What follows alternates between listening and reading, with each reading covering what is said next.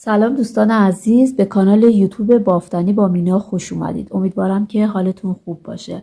دوستان این هفته براتون این مدل رو در نظر گرفتم توضیح بدم که بافت ستاره‌ای هستش. بافت بسیار شیکی هست و میتونید برای لباس کودک و هر لباس دیگه ای استفاده بکنید. من نمونهش رو توی این بافت استفاده کردم و لینکش رو براتون میذارم، لینک این لباس رو که در کانالم هستش و میتونید با کلیک روی اون لینک بافت این لباس رو ببینید، آموزشش رو ببینید. الان من با یک کلاف دیگه هم بافتم، به این شکل هستش. ببینید بافت ستاره‌ای که شما میتونید بین بافت ستاره‌ای تون از بافت ساده هم استفاده بکنید، به این شکل در میاد. بافت بسیار ساده‌ای هست دوستان. اگر آماده هستید بافتش رو با هم شروع کنیم. برای بافت ستاره‌ای باید مضربی از عدد 4 باشه دوستان. من الان 20 دونه سر انداختم، مضربی از عدد 4 و بافت رو توی این 20 دونه براتون توضیح میدم. وقتی که سر انداختید باید یک رج از رو ببافید. کل دونه ها رو از رو میبافیم به این صورت. خب بعد از اینکه بافتتون رو از رو بافتید، رج بعد ببینید 3 تا دونه رو باید به این صورت با هم دیگه بگیرید و یک دونه در میاریم ابتدای کار. بعد از اینکه یک دونه در آوردیم، یک دونه ژوته میزنیم، میشه 2 تا دونه و یک دونه هم دوباره از این قسمت باید در بریم. در واقع 3 تا دونه رو دوباره ما تبدیل کردیم به 3 تا دونه، ولی مدلش تغییر کرد. بعد یک دونه از زیر میبافیم، دوباره 3 تا دونه رو به این صورت میگیریم، یک دونه در میاریم. ببینید این 3 تا هنوز داخل میل هستش. یک ژوته میزنم و یک دونه دیگه در میارم به این شکل. دوباره یک دونه از زیر تا انتها به این شکل هستش. 3 تا دونه رو یک دونه در میارم، یک ژوته و یک دونه دیگه در میارم. ببینید به این شکل در میاد این 3 تا دونه‌مون. یک دونه از زیر و این 3 تا رو با هم، یک ژوته و یک دونه دیگه در میارم. یک دونه از زیر، 3 تا با هم، یک دونه ژوته و یک دونه دیگه در میارم و دونه آخر رو از زیر میبافم. رج پشت کار کل دونه ها رو از رو میبافم به این صورت.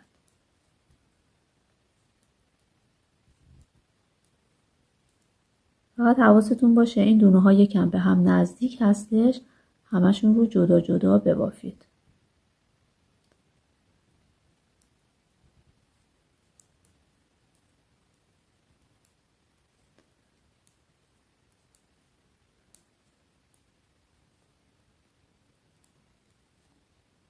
به این صورت.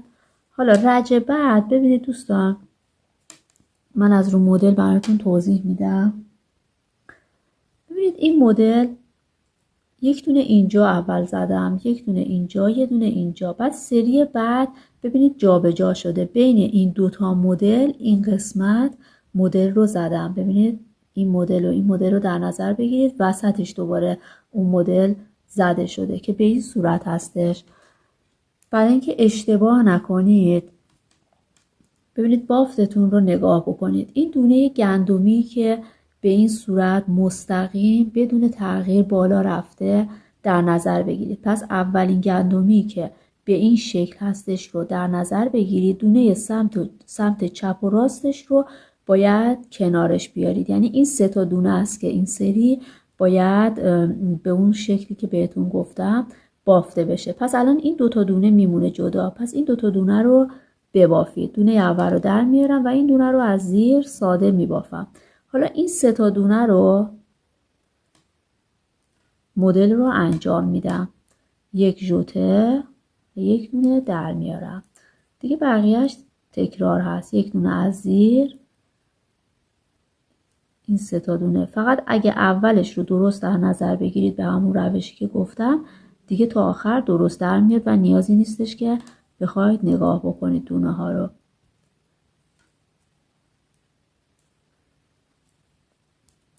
یک دونه از زیر، این 3 تا به این شکل بافته میشه. یک دونه از زیر. ببینید الان این قسمت 3 تا دونه مونده. این 3 تا رو به همین شکل ساده میبافم. خب رج پشت کار کل دونه ها رو از رو میبافم. پس رج پشت کار هیچ کاری نباید انجام بدید.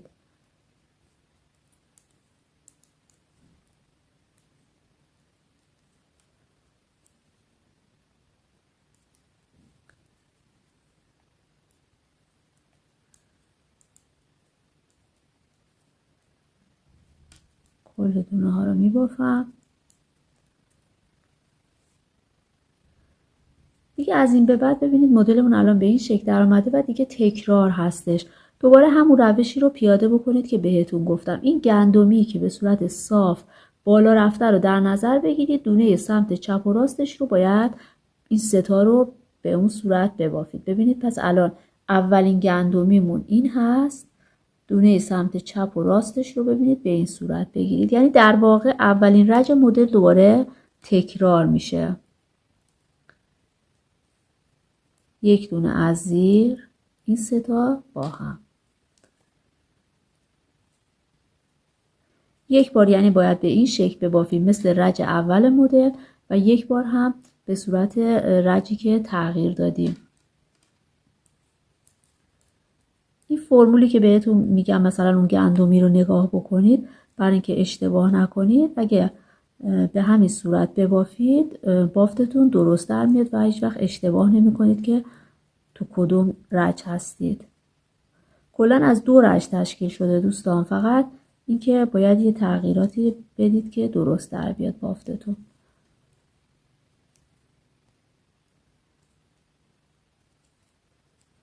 و دونه آخر از زیر بافته میشه. من رج پشت کار رو میبافم. رج بعدم دوباره براتون توضیح میدم. خب رج پشت کار رو بافتم. الان دوباره میخوایم مدل رو بزنیم. ببینید نگاه بکنید دوباره. اولین گندمی که به صورت صاف بالا رفته کدومه؟ ببینید اینه. درسته؟ دونه سمت چپ و راستش رو با هم در نظر میگیریم. 2 تا دونه اول میمونه. دونه اول رو در میارم. دونه دوم رو از زیر میبافم. بعد حالا این 3 تا دونه رو به این شکل یک دونه در میارم. یک ژوته. یعنی دقیقا میایم این 2 تا رو باید تکرار بکنیم. یکی مدلی که اول زدیم، مدلی که بعداً جابجا شده بود. این 2 تا رو که تکرار بکنیم بافتتون به این شکل در میاد. اگر هم مثلا فراموش کردید تو کدوم قسمت هست، از همین فرمولی که بهتون یاد دادم استفاده میتونید بکنید که این گندمی که صاف بالا رفته رو در نظر بگیرید و دونه سمت چپ و راستش رو در نظر بگیرید و 3 تا رو با هم دیگه ببافید. کل بافت به این شکل هست دوستان.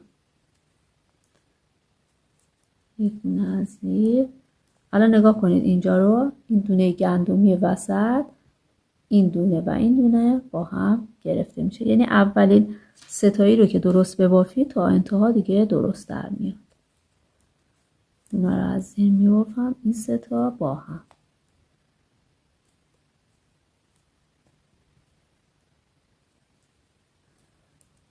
دیگه اینجا هم ببینید این دونه رو از زیر میبافم. این 2 تا میمونه. این 2 تا رو باید به این صورت ببافید. به این شکل ببافید بافتتون به این صورت در میاد. بافت ستاره‌تون و قسمت پشت کار هم ببینید به این صورت در میاد. بافت ستاره‌ای رو اگر خواستید دوستان این لباس رو ببافید به این صورت، من لینکش رو همینجا این قسمت بالا براتون میذارم که با کلیک روی اون میتونید این لباس زیبا رو آموزشش رو به صورت کامل رج به رج ببینید. امیدوارم که از بافتش خوشتون اومده باشه و شما هم ببافید این مدل رو و از بافتنی لذت ببرید دوستان. اگر خوشتون اومد لایک و کامنت یادتون نره و اگر عضو کانال نیستید عضو کانال بافتنی با مینا بشید که هر دفعه یک بافت جدیدی رو یاد بگیرید دوستان. خدا نگهدار.